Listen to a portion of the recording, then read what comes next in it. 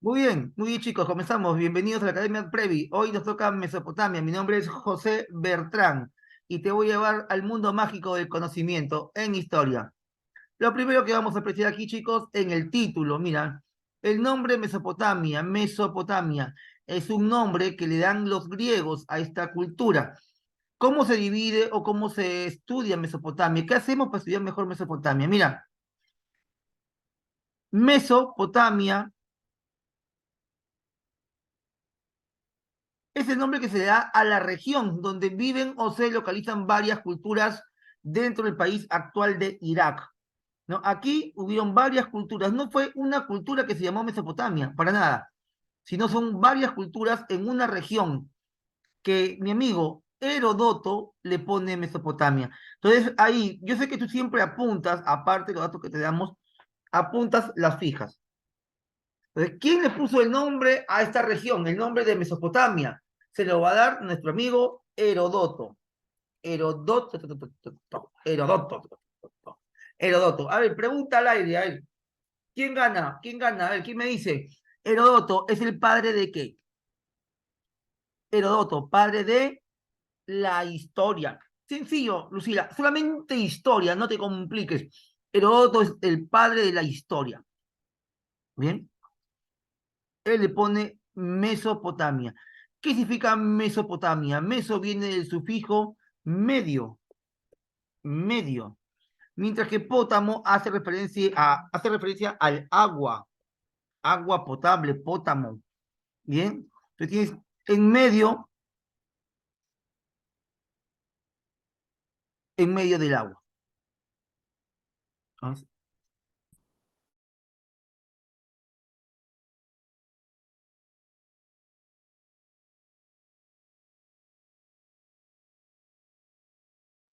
Bien, entonces es una región en medio de aguas, en medio de aguas. En aquel tiempo las aguas, obviamente, de Irak confluían en dos grandes ríos. ¿Cómo se llamaron estos ríos? Uno se llamó el río Tigris y otro se llamó el río Éufrates. Éufrates. Ahí está. Eso significa el nombre Mesopotamia. Región entre dos ríos, Tigris y el Éufrates, correcto. Pero entre el Tigris y el Éufrates no existió nunca una cultura llamada Mesopotamia. Recuerda que es el nombre que le da Herodoto. Las culturas que sí existieron, bueno, fueron varias, ¿no? Civilizaciones, por ejemplo, tenemos a los señores de de Uruk, los Lagash, los Nippur, entre tantos. Pero en medio de todos destacaron dos, hasta tres destacaron bastante. Ya exageremos, cuatro exageraron bastante, ya cuatro, ya. Los más antiguos eran los sumerios, sumerios, son los más antiguos. No es como decir aquí en el Perú, los chavín, ¿no? En el Perú, los chavín, cultura más antigua. Pero sabemos que en Perú están los chavín y entre chavín estuvo Caral, Pacaicasa, Piquimachay, etc, etc. Igual, en los sumerios, para que los sumerios aparezcan, estuvieron ciudades-estado como Ur, Uruk, Lagash, Nippur, Endú, entre otras más. Mira, primero estuvieron los sumerios, luego los acadios, el primer imperio de la historia universal.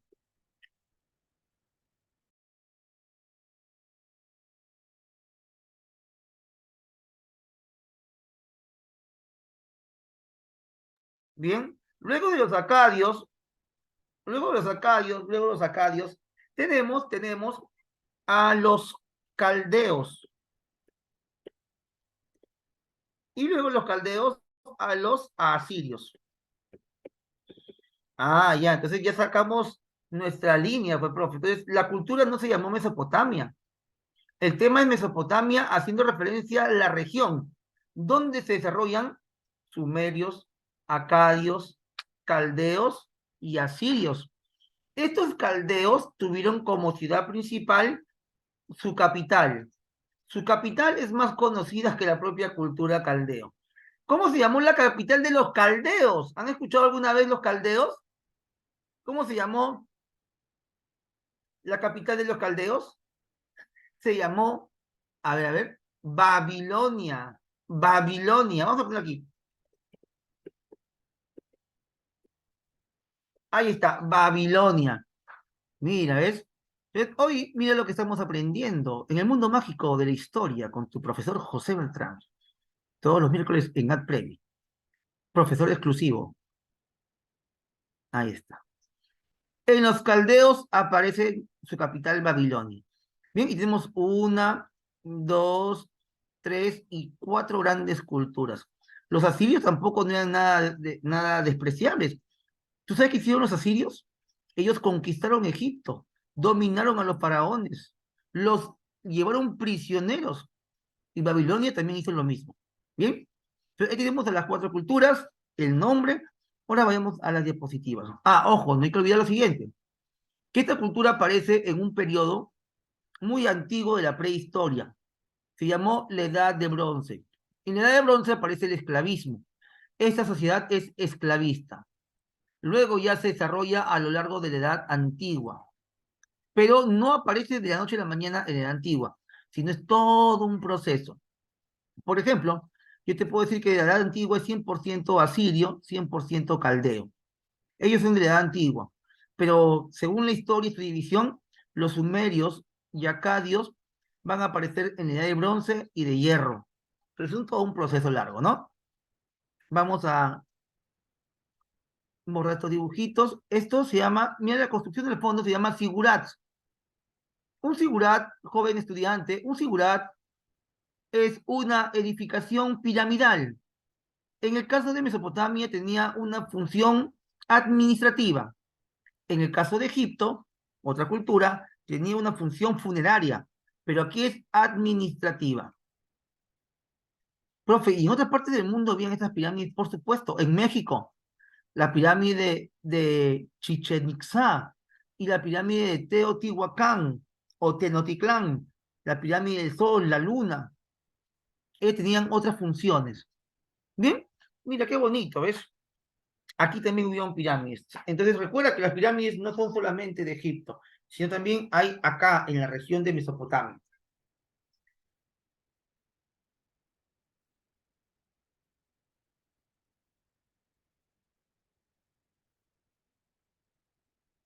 Eso te lo expliqué hace un segundo, hace un instante. Mesopotamia, Mesopotamia en definición, Mesopotamia en definición, significa etimológicamente, a ver, significa país entre ríos, ¿no? Meso es medio, hipótamos hace referencia a los ríos, al agua. Esto es griego, pero ¿quién fue el griego que llegó acá? El griego que llegó acá fue Herodoto. Herodoto, ¿bien? Luego dice que aquí que es la primera cultura o civilización de la historia, llamada también cuna de la civilización. Acá hay un cuadrito negro que aparece, es por mi Windows, disculpen, un poquito viejito mi Windows. Ya en el futuro voy a comprarme uno más nuevo, ¿ya? Disculpen, chicos, discúlpenme, ¿ya? Muy bien. Entonces tenemos aquí Mesopotamia, la cuna de la civilización, mientras que acá en África, África es cuna de la humanidad. ¿Ya? ¿Esto queda claro, jóvenes? África, cuna de la humanidad, Mesopotamia, cuna de la civilización. Menciona aquí también que Mesopotamia dice que en la media luna fértil vamos a apreciar que se desarrolla la agricultura. La agricultura. La agricultura es muy importante, jóvenes, porque la agricultura permite que el hombre se vuelva sedentario, vive en un solo lugar, ya no esté de un lado a otro, cazando, persiguiendo, buscando animales. Ya no requiere buscar, porque él ahora produce sus propios alimentos. Además, hace posible el surgimiento de ciudades. Los señores de Mesopotamia eran grandes urbanistas, y eso se desarrolla, por si acaso, en el país de Irak. Irak, ¿bien? En la historia conocemos un término llamado la media luna fértil. ¿Y qué es la media luna fértil? Esta región de rojo, mira, de rojo, en, va a encerrar lugares como Egipto, Mesopotamia, hebreos, fenicios y cananeos. En esta zona nace la agricultura. Aquí nació la agricultura. Por lo tanto, aquí nace también la llamada propiedad privada. La propiedad privada es parte de la agricultura. Sin agricultura no hay propiedad privada. Sin propiedad privada no hay avance económico. Sin avance económico de la prehistoria a la historia no hay esclavismo. Sin esclavismo no hay esclavistas y sin esclavistas no hay imperios. Pero todo se va hilando poco a poco.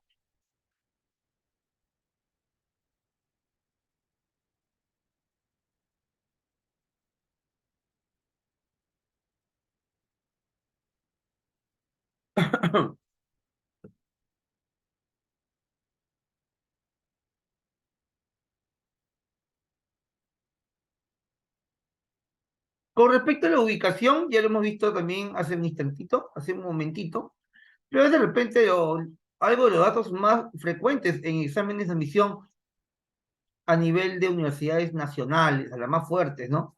Si quieres postular una nacional, bueno, pues tiene que saber estos datos, ¿no? El río Tigris, el río Éufrates. Todo esto desemboca en el Golfo Pérsico. Esto se llama el Golfo Pérsico. Bien, actualmente esta región corresponde al país de Irak. Irak. Se le llama también cercano oriente y el continente es asiático. Bien, lo demás ya conocemos. ¿Hasta ahí alguna pregunta de la ubicación? Creo que todo está claro, ¿no? Todo está claro.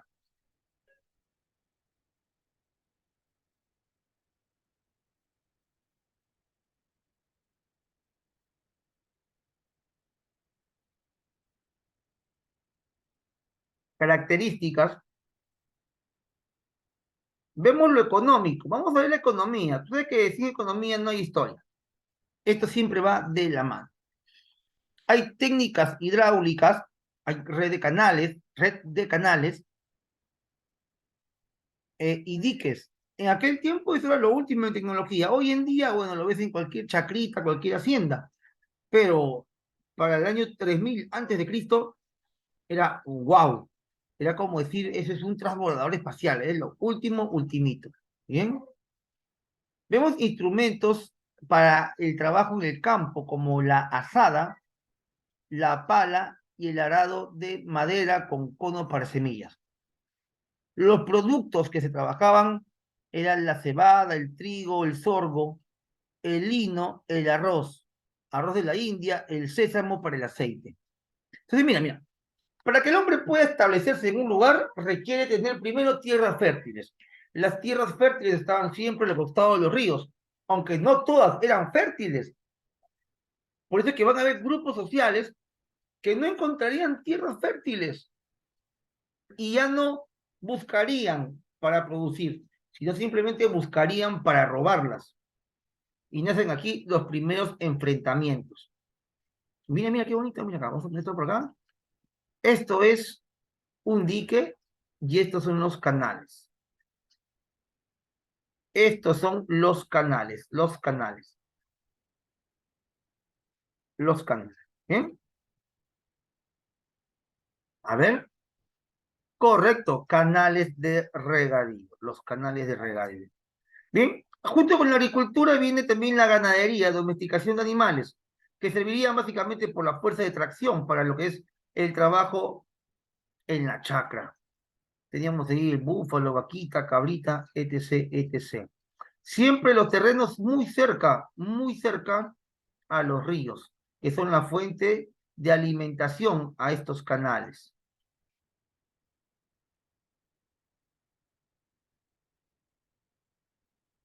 Producían mucho y eso ayuda a que puedan vivir y establecerse en viviendas, que poco a poco el grupo de viviendas irían formando aldeas, luego las aldeas, tribus y poco a poco las ciudades.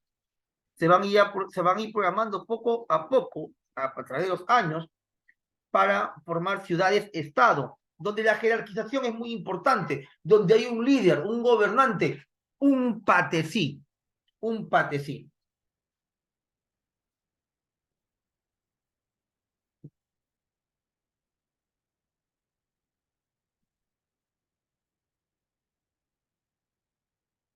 Además de la agricultura, la ubicación que tenía Mesopotamia lo ayudaría para el comercio.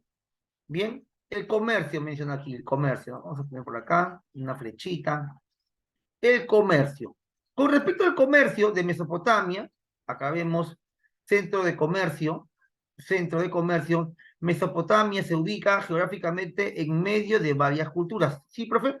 Sí, porque hace un instante te señalé que Mesopotamia estaba acá, país actual de Irak. Esto es Mesopotamia.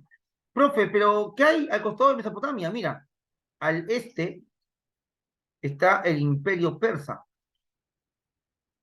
Más al este estaba la India. Y ellos tenían productos exclusivos, sobre todo los hindúes. Luego, hacia el oeste, estaban en Turquía los famosos hititas, los primeros que trabajan el hierro. Más al oeste, noroeste, estaban los griegos, los griegos. Y por el sur oeste, la cultura egipcia. ¿Quién estaba en medio? Mesopotamia. Es decir, si una cultura quería hacer comercio con otra, de manera obligatoria tenía que pasar por Mesopotamia. Los griegos querían ir hacia el imperio persa, pasaban por Mesopotamia. Los hititas querían ir hacia la India, pasaban por Mesopotamia. Los indios querían ir a Egipto, no había otra ruta más que por tierra, y así. Entonces, ellos se veían como nexo entre otras culturas, y eso lo va a hacer grande económicamente. ¿Bien? Su moneda se llamaba el ciclo de plata. Ciclo de plata.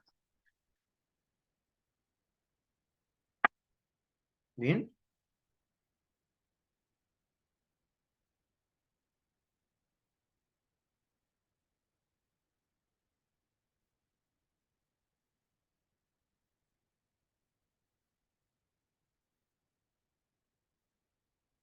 Vamos con las características económicas con respecto al sigurat.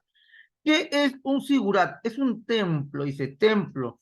Características principales, centro de administración dirigido por la élite sacerdotal y la burocracia. Funciones, cobro de impuestos, dirigir obras públicas, organizar gastos religiosos y militares. Siempre en toda la historia, hasta el día de hoy, para tener un lugar de administración pública se utilizan los edificios, ¿no? Por ejemplo, te vas al centro de Lima, el Poder Judicial, un edificio muy grande, el Ministerio de Trabajo, un edificio gigantesco, una avenida Arenales, y así las municipalidades, por ejemplo, también son edificios, y la antigüedad no era la excepción. Todo centro administrativo eran edificios. Ahora mira, ese dibujito ilustra muy bien la función de seguridad. La cuestión era ponerlo muy, pero muy alto. Mira,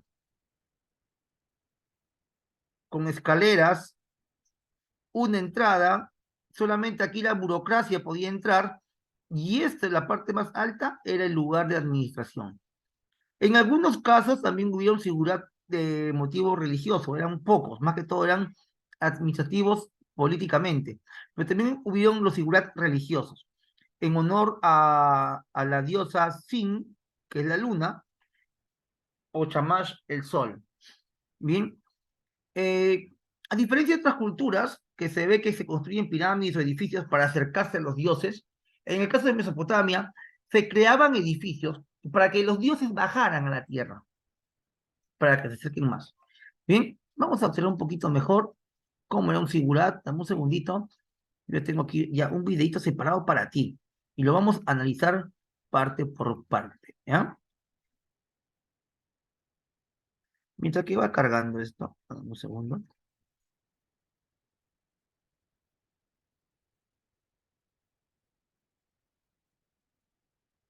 ¿Cuántos sigurats habían en Mesopotamia? Hubieron cientos, chicos, cientos de sigurats.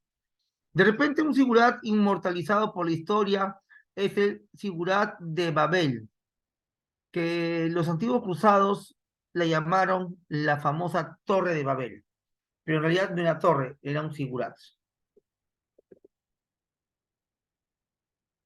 Aquí está el video, ahora lo comparto, está cargando, ¿sí?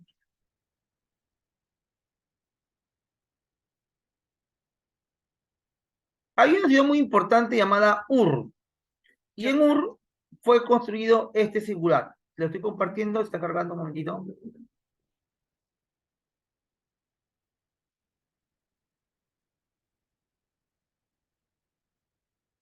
Ahí está. Se llama el zigurat de Ur. Mira, como lo ves, es un edificio que tiene en la arquitectura, tiene sus respectivas rampas frontales y transversales, mira, ahí está. Luego va subiendo, tiene 4 pisos o 4 cuerpos, ¿no? Un promedio de cada cuerpo aproximadamente 8 metros de altura, cada cuerpo. Bien.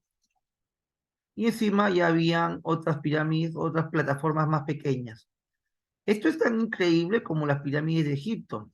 Profe, ¿qué diferencia hay entre las pirámides estas escalonadas, porque se llaman así, pirámides escalonadas, y una pirámide lisa?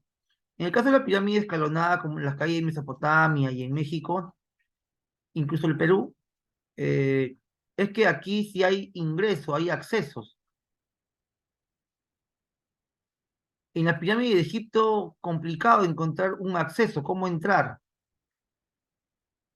Bien, esto es con respecto al figurat de Ur, una de las ciudades más importantes al sur de Mesopotamia.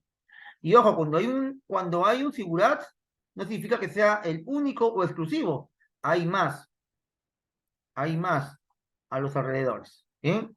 Por eso que te hablo que hay cientos de figurats en todo Irak, que lamentablemente han sido destruidos con el tiempo, ¿no? Con las guerras. Sabes que Irak es un país muy conflictivo a raíz del petróleo que tiene. Bien,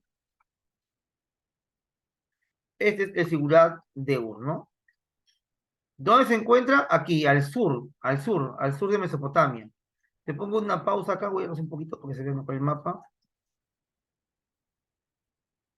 Ahí está. Esto es Mesopotamia, es un mapita un poquito antiguo, un poquito vejestorio. Acta de video, ¿no? Y dice que aquí al este está el país de Irán. Aquí está Irán, el gran imperio persa. Recuerda que en Irán estuvo el imperio persa. ¿Bien? Mientras que esto es Irak, diferente. Mesopotamia. ¿Bien? Aquí también se ilustra en el gráfico los grandes ríos Tigris y Éufrates. Bien, hoy en día los dos ríos se juntan y forman otro río, que muy poco te preguntan por él. Pero ¿cómo se llama este río pequeño? Se llama el Chad. El Chad arábico. Bien,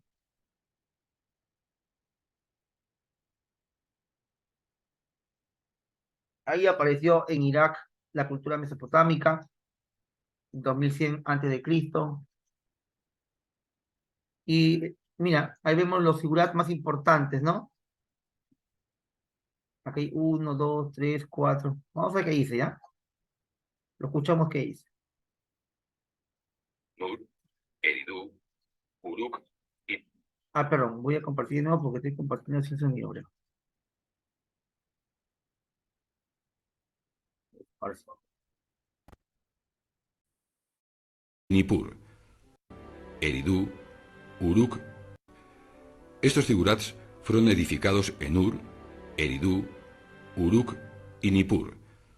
En toda Mesopotamia se han encontrado zigurats en 16 yacimientos, aunque otros se conocen solo por los textos.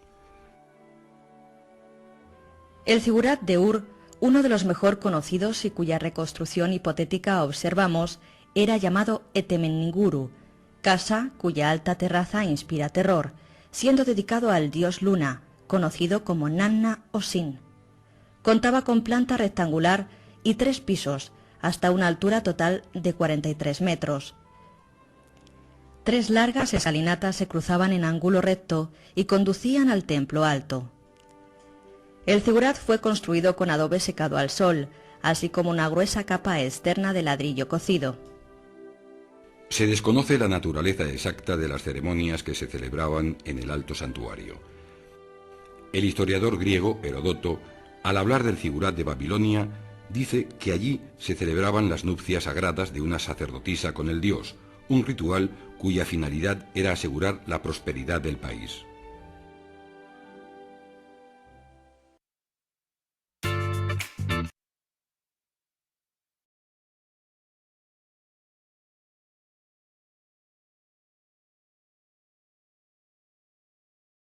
Ahora sí, chicos, avanzamos.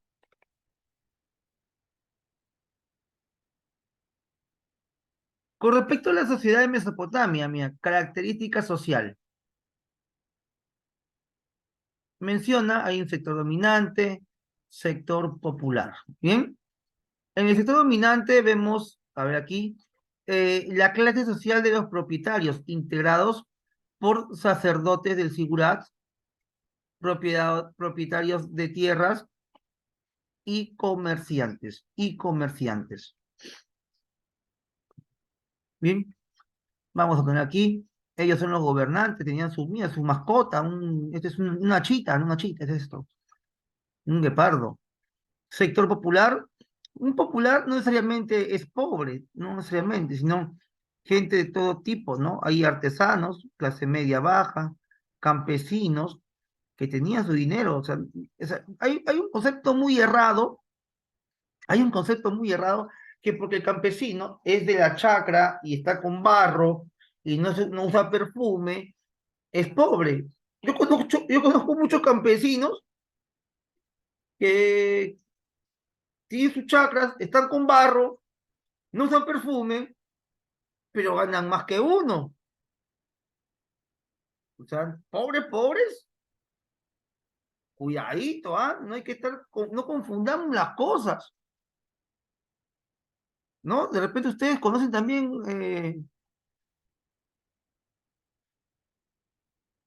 claro, claro que sí. Yo tengo un tío o un vivo allá en Guarochirí, ¿no? Yo pensaba chiquito, mi tío vive en una chacra, ¿no? El pobrecito, yo de joven, pues, ¿no? Inocente. Pero cada vez que mi tío venía a visitarme, venía en terrible camioneta que parecía un barco. Ah, ya, él tenía plata. ¿Por qué? Porque la agricultura da plata, chicos. Que no estés, o es como lo que piensan también de los mecánicos. Ay, un mecánico está con grasa, que esto, que el otro. Un mecánico gana bien, jóvenes, ganan bien. Entonces, cuando vemos a la población artesanos, campesinos y jornaleros, no necesariamente, oh, los pobres, no, nada que pobres. Es gente que trabaja y se rompe la espalda trabajando y tiene su beneficio. Ya, otra cosa ya, pues, ¿no? Los esclavos, estos sí ya son piñas, pues, ¿no? Pobres son los esclavos, esa es. Pobres son los esclavos. ¿Sabes por qué? Porque en este periodo en Mesopotamia, mire, vamos a hacer una diferencia. En el periodo del esclavismo hay dos tipos de esclavismo. Están los esclavos miserables, como los que habían en Roma y en Grecia, donde un esclavo no vale ni un pepino, un esclavo, bueno, sí valían varios pepinos, pero no tenían derechos. En Grecia y Roma no tenían derecho a hablar, no tenían derecho en familia, ¿no? No tenían derecho a tener una familia, no tenían derecho a tener dinero, a tener tierras, nada. Es un esclavismo evolucionado. Pero el esclavismo de Mesopotamia es un esclavismo incipiente, inicial, donde el esclavo o el llamado esclavo eran personas que vivían ahí. Algunos sí, con restricciones de libertad, con cadenas, pero otros esclavos no usaban cadenas.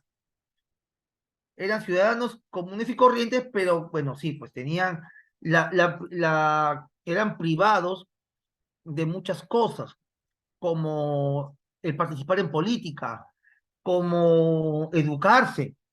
Pero los esclavos en Mesopotamia sí podían tener familia, podían conservar su idioma, tenían cultos religiosos, tenían defensores en las leyes. pero estaban obligados a trabajar gratis, ¿no? Para el Estado. El Estado le daba sus alimentos, ¿no? Sus canastitas. Eran miserables, pero no tanto como en Roma y Grecia, porque en Roma y Grecia, más que todo en Roma, el esclavo es un objeto. El esclavo es un objeto en Roma. Aquí aún mantienen sus derechos como la familia, el idioma, religión, entre otros. ¿Bien? Entonces, uno es esclavismo incipiente y otro es esclavismo evolucionado. Esclavismo incipiente, la de Mesopotamia. Esclavismo evolucionado, la de Roma.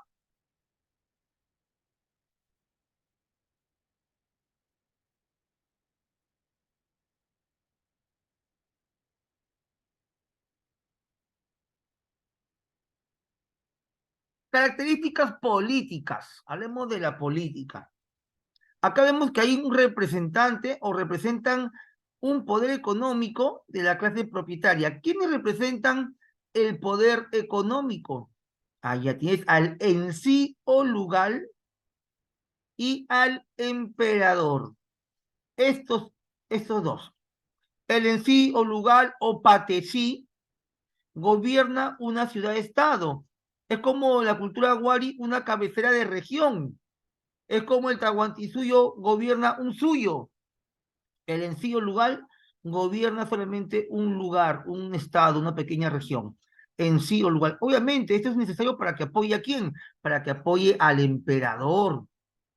El nombre rey de las cuatro regiones la pondría un gobernante, un emperador llamado, lo voy a poner aquí, el emperador Teglat Falazar. Me encanta ese nombre, porque demoré años en memorizar ese nombre. Siempre me olvidaba. Ahora me encanta. Siempre me olvidé, nombre más raro. ¿Tú le pondrías a tu hijo Teglat Falazar? Pues sería bacán, ¿no? Mañana tengo un hijo, le voy a poner que se llame Joseph Teglat. Ah, suena como vampiro. Joseph Teglat Bertrand Falazar. ¿Cómo que no? Contundente, Julio. ¿Cómo que no? Es bonito. Todos me ponen que no. Sería bacán. Me- No, es que mira, me dice nombre, ¿no? O si le pones, por ejemplo, a tu hijo, mira, a ver, Julio, ponle a tu hijo en un futuro que se llame Julio Nabopalazar Capistrano. ¡Ah, su qué bacán! ¿Te imaginas, Nicole? Lo abandona. Julio, Julio Nabónido. Julio Nabónido Campos. Chévere. Si voy a poner a mi hijo, le voy a poner Teglat.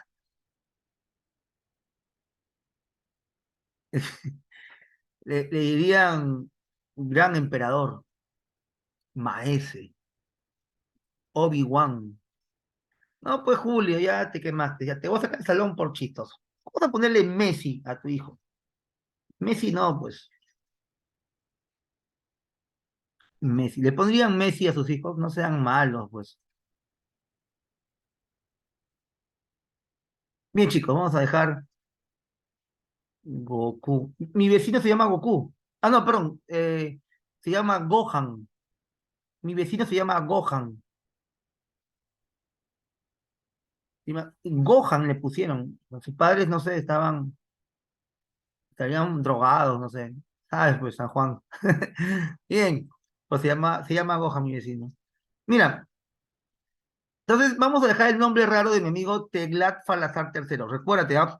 Él fue un emperador asirio y él da el título y el nombre de rey de cuatro regiones al emperador. Bien. Ahora, estos personajes que están en el poder, para mantenerse en el poder tal cual como hoy en día, van a monopolizar el conocimiento. Es importantísimo, jóvenes. Ustedes cuando sean gobernantes del Perú, Lucero cuando seas ministra, Yamil cuando seas, qué sé yo, presidente,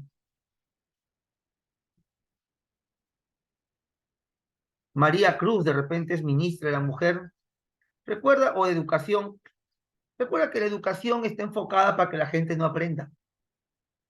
La educación hoy en día eh, está enfocada para desarrollar capacidades, pero no para acumular conocimientos. Los conocimientos uno mismo los hace hacia uno mismo propia, con su propio esfuerzo. Pero en el pasado, como hoy en día, el monopolizar la educación y que solamente un pequeño grupo tenga educación es vital para que la sociedad mantenga el orden. Si tú quieres ser gobernador, gobernante, si eres un líder, quieres ser político, tienes que autoeducarte. ¿Bien?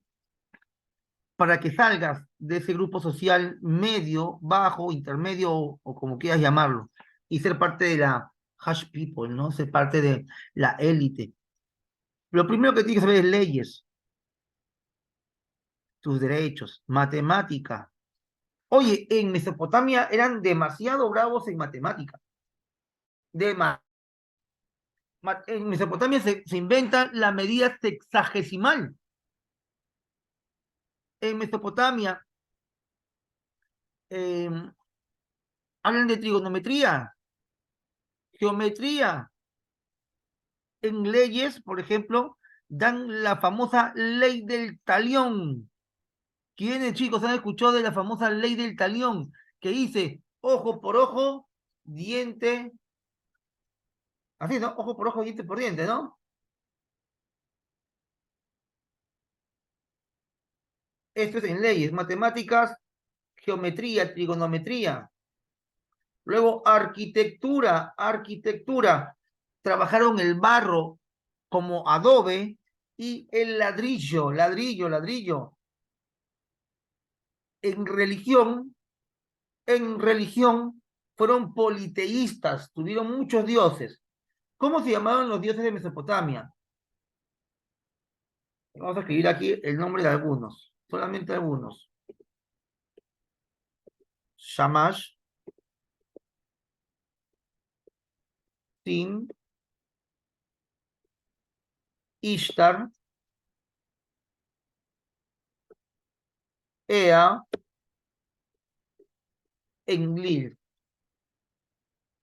sin nombrarte a Marduk y Azur. Mira, uno, dos, tres, cuatro, cinco, es un montón de dioses. Y esto que me he quedado corto, porque son muchos más, pero estos son los más interesantes, los más recomendados que lo recuerdes, ¿no?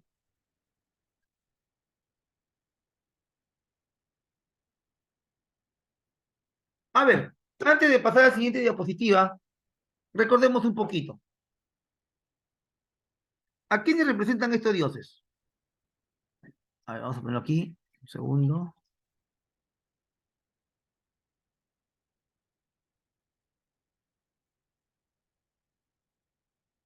Ya. Shamash, chicos, Shamash, ¿qué dios representa? Yo sé que estás apuntando, porque tú siempre apuntas. Shamash, sí, él representa al sol. Sin es mujer, representa a la luna. Ishtar también es mujer. Venus o al amor. Ea, agua.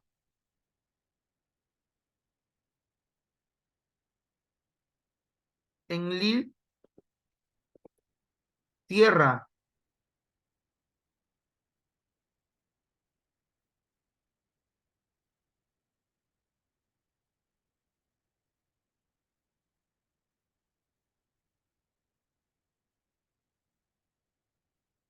Nuestro amigo Marduk, importante para exámenes. ¿Por qué es importante? Porque Marduk es el dios de Babilonia, el dios más importante. Y Asur es el dios de los asirios. Chicos, esos datitos, cópielos, porque creo que no están en la diapositiva.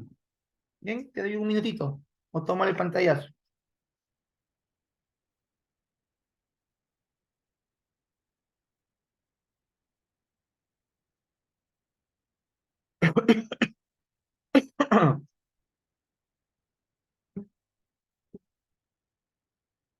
Bien,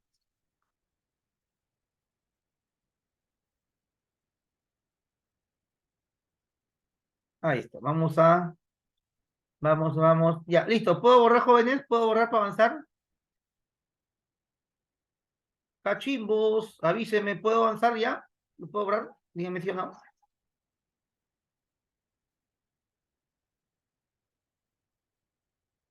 Listo. Bueno, Lucero dice que ya, borramos. Porque para avanzar tengo que borrarlo, ¿ya?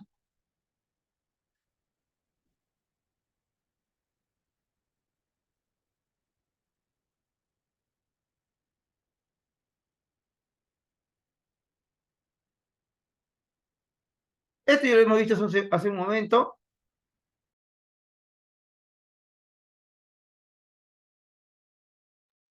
Y ese es el Sigurat, ¿no? Ya lo hemos visto bastante. Cumplía diferentes funciones. Fue el centro administrativo de la ciudad-estado. Estaba rodeado por su propia muralla de 8 metros de altura. Tiene planta rectangular de 61 por 45 y 15 metros de altura. 15 metros de altura en promedio es bastante poco. Hay otros que son muchísimo más altos. ¿Bien? Cuando es por pisos, hay unos que tienen 3, 4 pisos.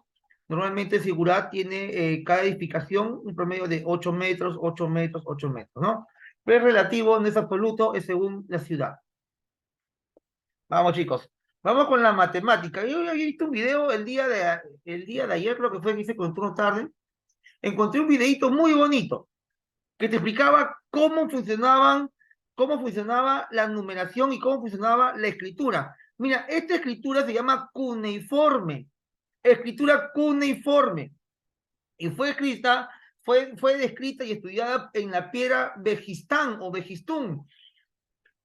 Pero aparte de esa piedra Vejistún, se han encontrado muchas tablillas de barro o de arcilla con esta escritura cuneiforme, que para el examen de admisión es la escritura más antigua de la humanidad.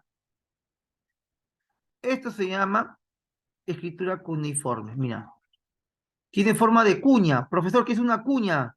La cuña es un clavo. En el caso de esta imagen que te estoy poniendo en la diapositiva, usamos la escritura cuneiforme para las matemáticas. Para las matemáticas. Y si bien es cierto, mira, acá hay varios números con diferentes cuñas, había un número que a mí me gustaba mucho. El número 36. Así se describía el número 36. Si lo hacían un poquito más grande, esto representaba 360.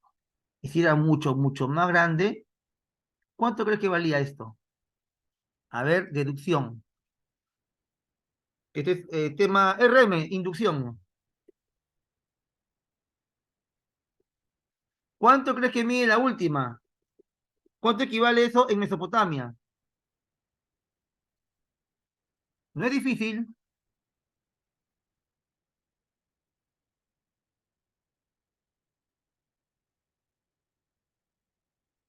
Así es, 3600. Estos chicos, aunque no lo creas, estos números de numeración que se ven en matemáticas de Mesopotamia, es geometría. Mira, medidas sexagesimales, circunferencia, fracciones, ecuación, muy bonito. Ahí te voy a pasar un videito para reforzar solamente eso, dura 2 minutos, para que lo veas cómo lo hacen en Europa, ¿no? Mira, y esto acá hay otro más, acá hay más contenido de la escritura. Vemos, servía para escribir leyes, literatura, matemática, escritas sobre tablillas de arcilla. Ojo, aquí no hay papel, aquí no hay plumón, lapicero, no, aquí hay tablillas, estas tablillas de arcilla, descifradas por Sir Henry Rawlinson y utilizado por la piedra Behistun.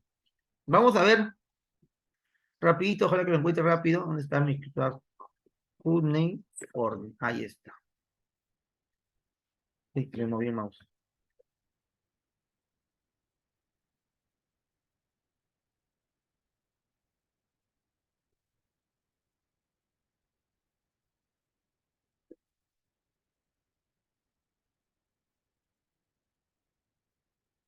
Ahí, aquí está, este es.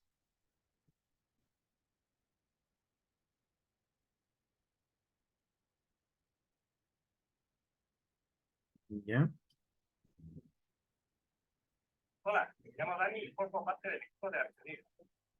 ¿Cuál es su conexión con la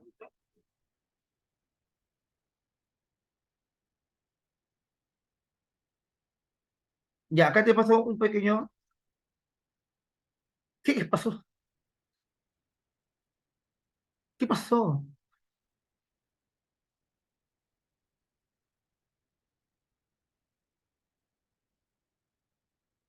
Ya, vamos con esto.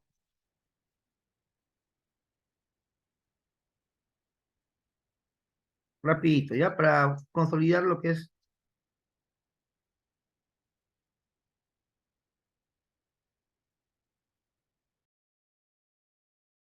sociedades sin escrituras, y la historia, sociedades con escritura. Por lo tanto, el final de la prehistoria y el comienzo de la historia no es igual en todo el mundo, siendo muy temprana en Mesopotamia, Oriente Próximo y Extremo Oriente, y más tardío en Europa o América. La cultura responsable de esta primera escritura sería la de los sumerios, que vivieron en la zona de Mesopotamia, el actual Irán e Irak, en torno al 3500 a.C., o sea, hace más de 5000 años. El descubrimiento de estas tablillas con escritura cuneiforme sucedió en primer lugar por parte de unos viajeros italianos a las ruinas de Persépolis en 1621, con el descubrimiento de una inscripción con escritura persa, babilonia y elamita, que está fechada en torno al siglo VI o V a.C.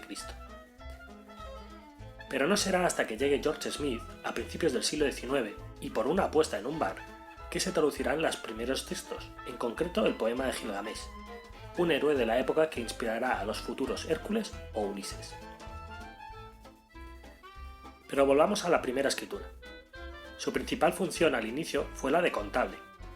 Con el desarrollo de la civilización, el crecimiento de la población y las relaciones sociales, diplomáticas y económicas aumentarán de una forma considerable, haciéndose necesario llevar las cuentas de las materias primas de las que disponían, como cuántos animales, habitantes o cereales tenían, y posteriormente productos manufacturados, como cerámicas, quesos, soldados. Esto hizo que poco a poco la escritura se hiciera más compleja, pasando de los primeros pictogramas, estos son dibujos de personas, animales, cosas, etc., a ideogramas, que son pictogramas más complejos y con significados más amplios, a finalmente escritura, en la cual el emisor y el receptor deben conocer. Se han llegado a descifrar hasta 600 símbolos diferentes y se cree que nunca bajó de 400.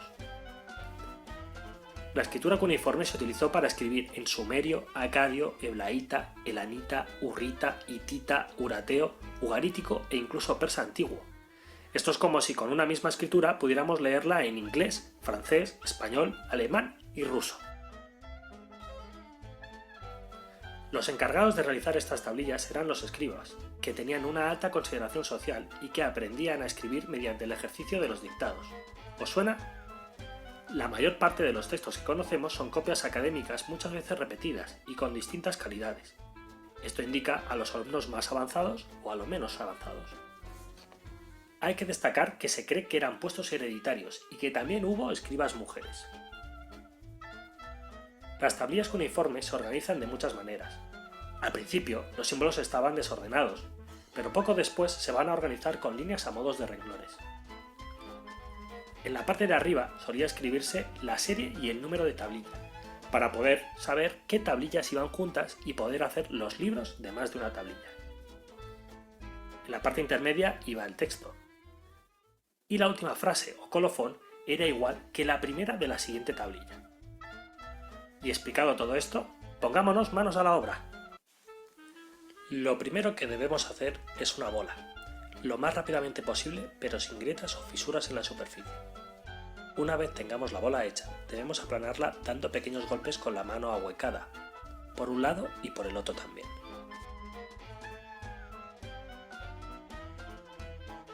De esta forma ha de quedarnos nuestra tablilla con un perfil ahusado o biselado, pero nunca debemos hacerla muy fina, ya que no podríamos escribir encima. Una vez dada la forma, debemos alisar la superficie. En este caso, nos podemos ayudar con un poquito de agua si fuera necesario. Para terminar, podemos dar unos leves golpes en los laterales para acabar de dar forma a la tablilla. Una vez terminado el soporte, pasaremos a realizar las líneas a modo de renglones. Para ello utilizaremos el vértice de la caña, si no la tuviéramos podríamos utilizar un cuchillo o cualquier elemento recto. procedemos a realizar unas leves incisiones, no cortando la arcilla, sino presionando con la cañita.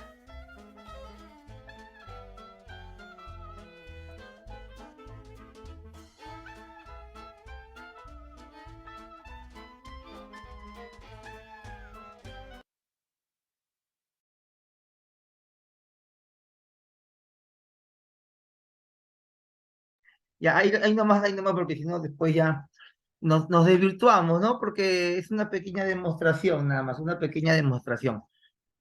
Bien, es así como se trabaja la escritura cuneiforme, cuneiforme. Un segundito. Ya, por aquí. Es de la pirámide de Gistún, ¿no? Una clara evidencia de que aquí hubo esclavismo. ¿Cómo me doy cuenta? Obviamente porque en la pirámide de Gistún, a ver, vamos a ver un segundito aquí, déjalo las flechitas, y mira aquí, la pirámide de Gistún, los señores están amarrados del cuello, ¿no? ¿Diferencia? ¿Te das cuenta? Pues ellos están siendo esclavizados. Y sus manos están amarraditas. Esclavismo. Y si fuese poco, aquí hay una persona dominante y está pisoteando a un vencido, ¿no? Esto es lo que asemeja, ¿no? Y por encima de todos, su deidad, ¿no? Aquí está Marduk, están sus manos, una mano por aquí, otra mano por acá, su cuerpito, su cabeza, algo así.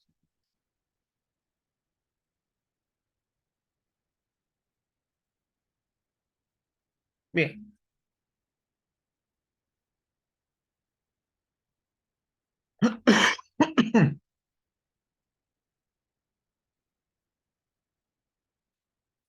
¿Dónde aparece Mesopotamia? Esto lo hice la pasada ya con un grupito diferente, pero lo quise agregar en las diapositivas para que ustedes puedan apreciar. Mira, mira, mira. Mesopotamia, ¿dónde se desarrolla? Mesopotamia tiene una gran parte en la llamada historia, pero también tiene una gran parte en la prehistoria. Sabemos que la prehistoria se inicia con la aparición del hombre, hasta la invención de la escritura. La escritura marca el inicio de la historia, pero sabemos que Mesopotamia es la que crea la escritura, entonces va a estar aquí, entre la edad de los metales y la edad antigua. Mesopotamia aparece aquí, entre la edad de los metales y la edad antigua. ¿En qué periodo, profesor? Posiblemente haya aparecido en la edad de bronce, posiblemente en la edad de bronce. Hablamos de las culturas sumerias, ¿no? La primera parte de Mesopotamia son sumerios, los sumerios, pero posiblemente antes de los sumerios hubieron grupos sociales que aparecieron en la edad de cobre o incluso el neolítico. Bien, pero en el bronce ya están más establecidos, conocen la agricultura, avanzan hacia el hierro y su máximo desarrollo es en la edad antigua. Bien, ¿qué se da aquí en Mesopotamia? Esclavismo incipiente. Esto es propio de la edad de bronce. Ellos tienen derecho, idioma, familia, bienes, y como en Mesopotamia también esto ocurre en Egipto. A diferencia del esclavismo evolucionado que ocurre, por ejemplo, en la edad de hierro con Roma. Bien, vamos a dejar esto por acá y seguimos. Seguimos.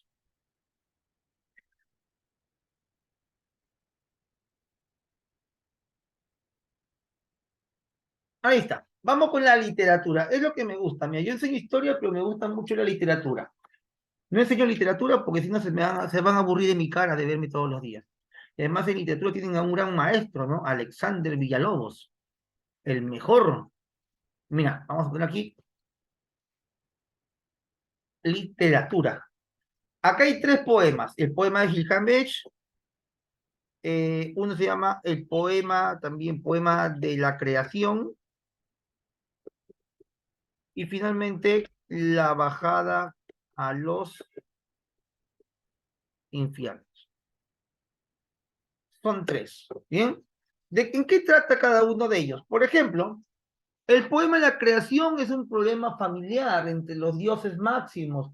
Hablamos de Shamash, Ea, que tenían una hija desordenada que hace caos en el universo.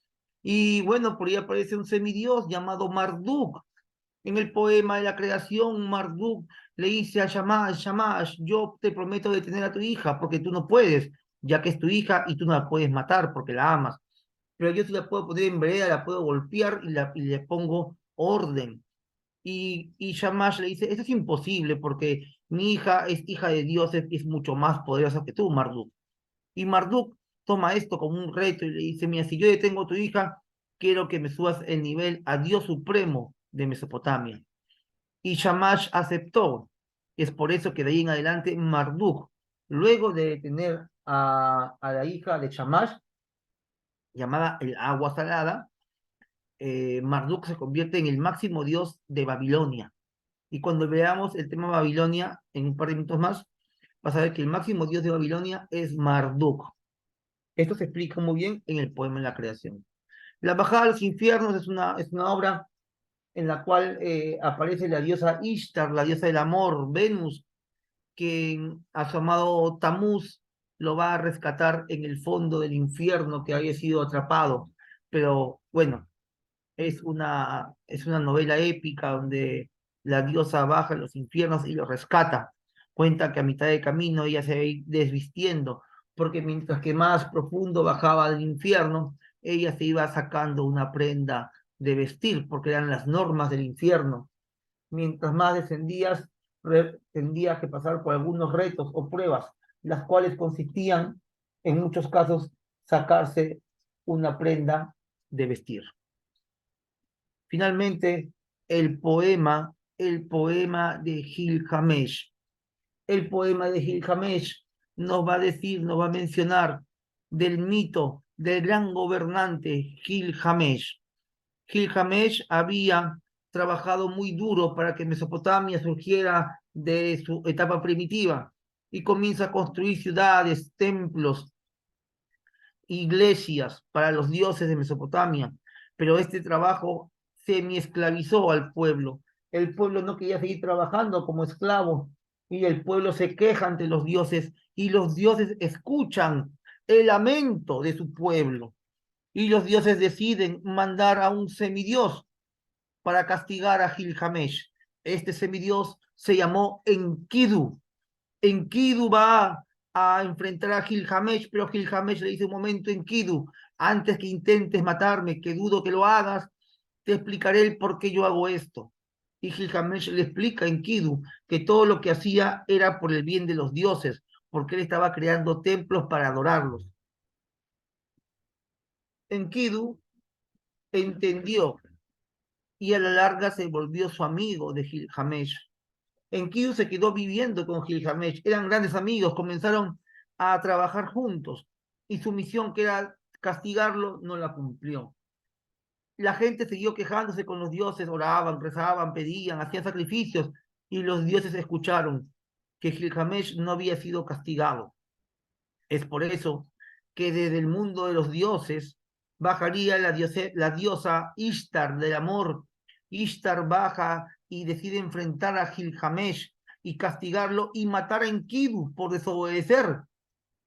Pero la dama del amor, Ishtar, Venus, cuando ve a Gilgamesh, se enamora perdidamente.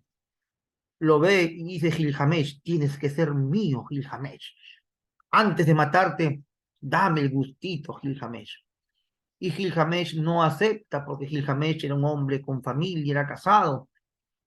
Y Ishtar le dice, nadie me rechaza porque soy una diosa, y más aún porque soy la diosa del amor.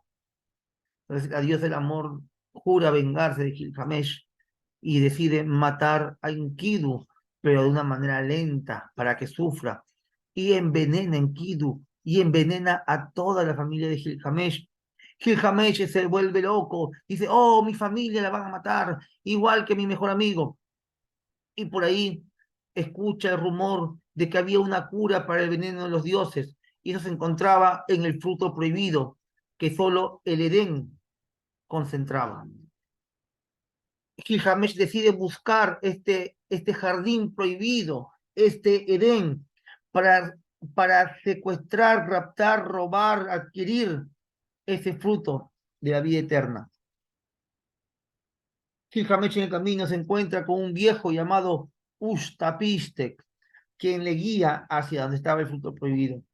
Ustapiste le contó a Gilgamesh que él también había sufrido la ira de los dioses, que hace muchos años atrás los dioses mandaron un gran diluvio donde mataron a muchos seres vivos y Ustapiste fue el encargado de crear un gran arca donde meterían muchos animales.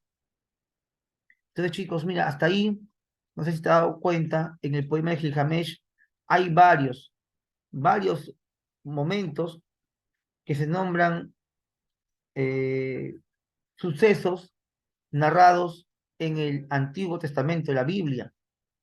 El Antiguo Testamento de nuestra Biblia, católica o cristiana, de la Reina Valera o la Vulgata, tiene mucho contenido mesopotámico. Compartimos esas fábulas del Edén, el fruto prohibido, diluvio universal. Hay mucho parentesco. Ahora no me digas que Gilgamesh, el poema de Gilgamesh se copió la Biblia. Es imposible, porque el poema de Gilgamesh fue escrito 2000 años antes que la Biblia. Entonces no puede haberse copiado el poema de Gilgamesh de la Biblia, sino al revés.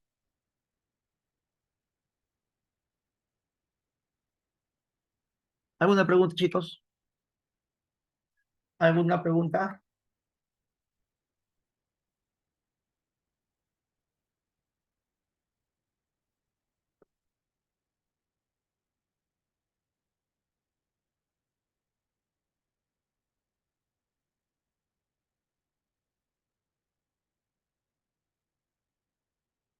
Ninguna.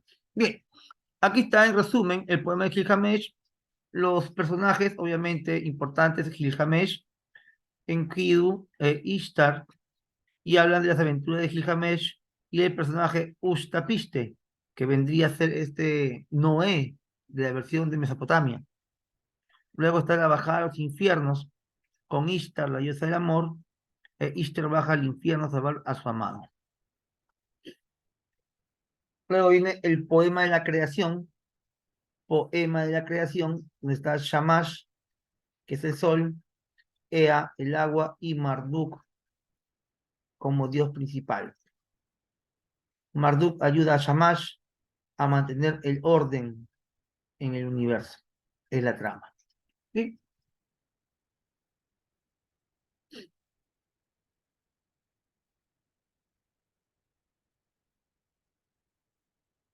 ¿Qué más dice aquí? Esto ya entraría en el rubro del derecho, no tanto en la literatura. Vemos el Código Hammurabi, 288 leyes referidas a todos los aspectos de la sociedad. Hay actividades económicas, impuestos, gobierno, religión y sanciones. En el Código Hammurabi, chicos, vemos la famosa ley Talión, ojo por ojo, diente por diente, que es lo que nos dice el Código Hammurabi. Chicos, ¿hasta ahí alguna pregunta? Todo claro, ¿no? A ver, chicos, ¿están despiertos? ¿No se han dormido, no?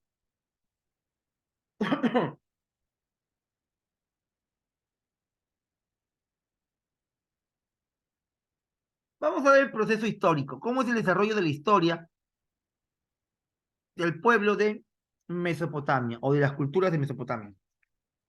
Te hago primero aquí una pequeña línea donde te pongo los 3 periodos más importantes, ¿ya? Igual lo vamos a ver más adelante en las diapositivas. Tienes al inicio un tiempo llamado tiempos antiguos. Tiempos antiguos. ¿Bien?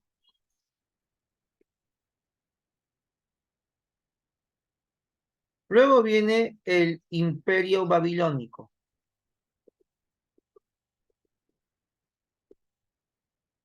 Y luego el imperio asirio. Chicos, luego del imperio asirio nuevamente aparece un imperio neobabilónico. Y vamos a acomodar esto porque se vea bien. Tiempos antiguos, Imperio babilónico. Acá, Imperio asirio.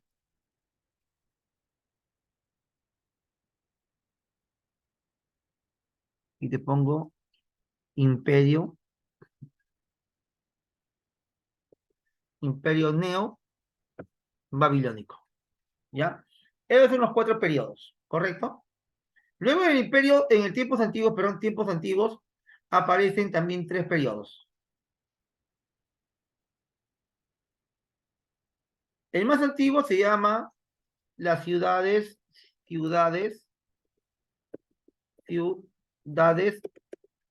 estado, sumerias.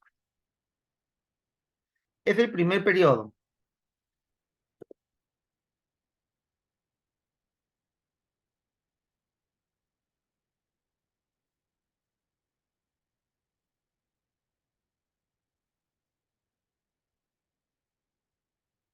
Ahí está.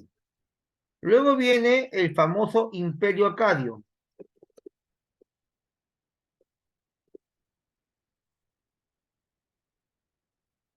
Bien, Imperio Acadio.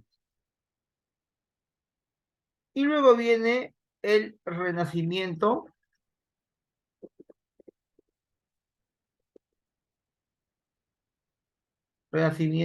sumerio. Todos estos 3 están en los tiempos antiguos, ¿ya chicos? Y esta primera parte lo vamos a ver en la siguiente diapositiva. Ahí está.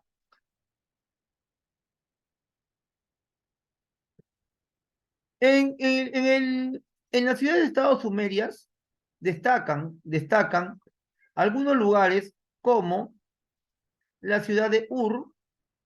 Son muchas ciudades de estados, todos están al sur. Ur, pero las más contundentes son Ur, Uruk, Lagash y Nippur. Lagash y Nippur. Bien, Uruk, Lagash y Nippur.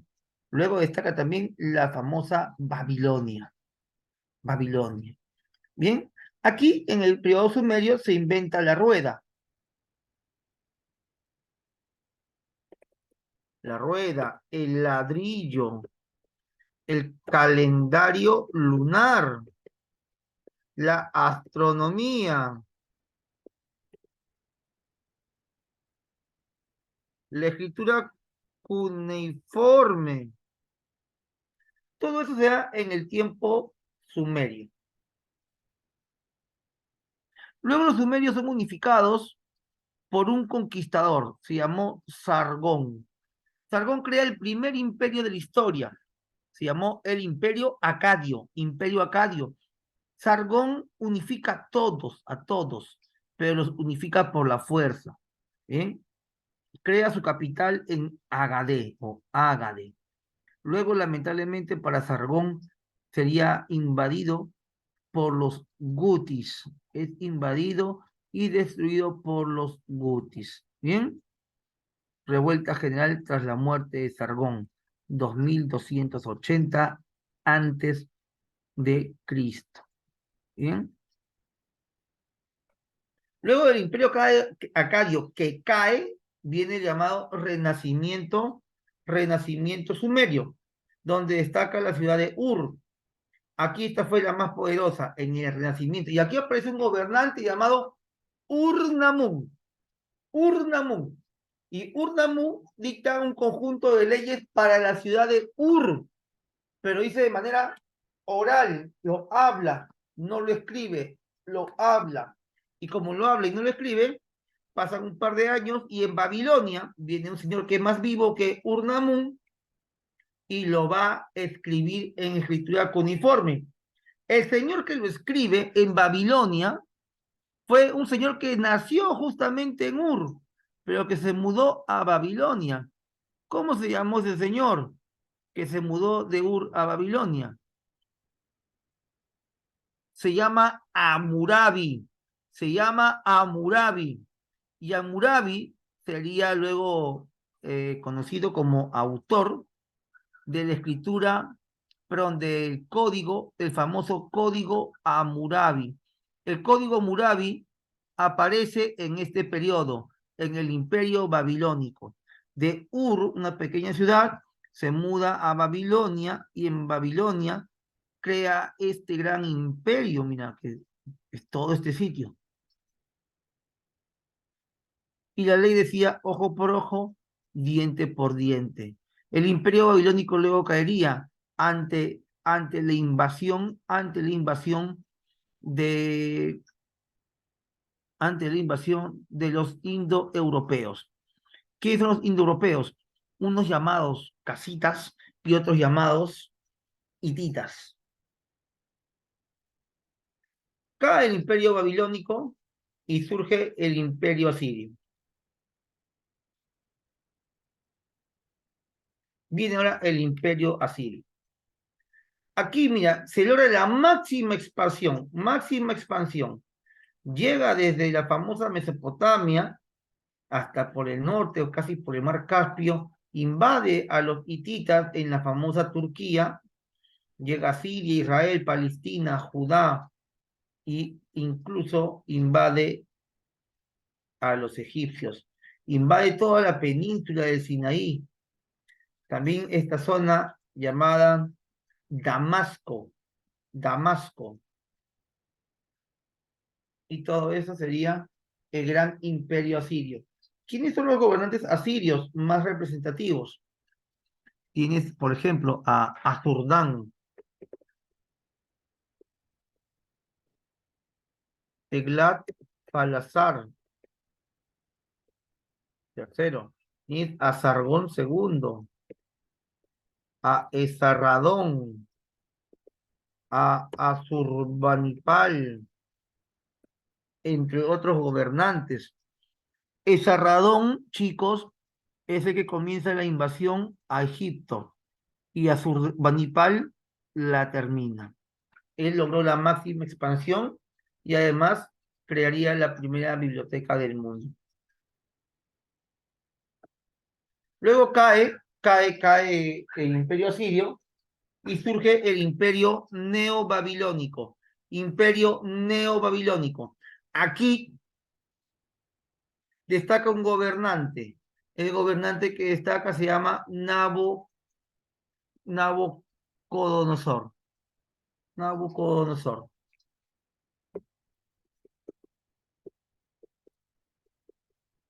Nabucodonosor segundo. Bien, él construye los famosos jardines colgantes, además de invadir a los fenicios y a los judíos. A los judíos o cananeos los saca de su tierra y los lleva como esclavos a un lugar llamado, Babel. Babel era la ciudad de los esclavos. Y en Babel se construye el mítico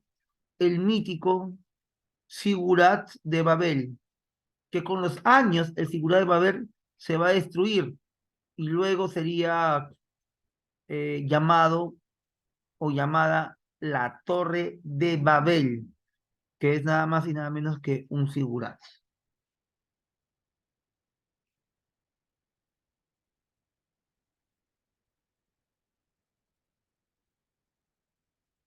Bien, y ese es tu resumen, chicos, de los 4 periodos que hemos visto hace un instante. Te dije tiempos antiguos, esto es ciudades, estados sumerias, destaca Ur, Uruk, Lagash y Nippur. Luego viene el imperio acadio, destaca el emperador llamado Sargón I. Y luego viene el renacimiento sumerio, donde destaca la ciudad de Ur y el gobernante Ur-Namún. Luego que caen los tiempos antiguos, viene el primer imperio babilónico, donde sale el señor Hammurabi, que había nacido aquí, en Sumeria, pero se mudó hacia Babilonia. Y en Babilonia hace el famoso Código Hammurabi, conjunto de leyes, donde se regía la vida social, económica, política y todo lo que tenía que ver en Mesopotamia. Pero son invadidos, lamentablemente invadidos por los señores por los señores indoeuropeos. Los indoeuropeos más importantes son los hititas, quienes introducen el hierro, y también los casitas, quienes introducen el caballo. Bien. Luego, el imperio asirio sería el más extenso, el más grande, el más contundente. Crearon la primera biblioteca, y el gobernante destacado del imperio asirio sería Asurbanipal. Él crea la primera biblioteca, máxima expansión territorial, y se enfrenta a la rebelión de Ciaxares y de Nabopolassar. Ciaxares era medo o persa. Él se rebela contra Asurbanipal con la ayuda de Nabopolassar. Nabopolassar era de Babilonia, y entre ambos destruyen el imperio asirio. Y cuando se destruye el imperio asirio, se crean 4 reinos: el reino de los medos, el reino de Lidia, el reino saíta y Babilonia. Acá lo he puesto en mnemotecnia. Ya, en mnemotecnia lo he puesto aquí.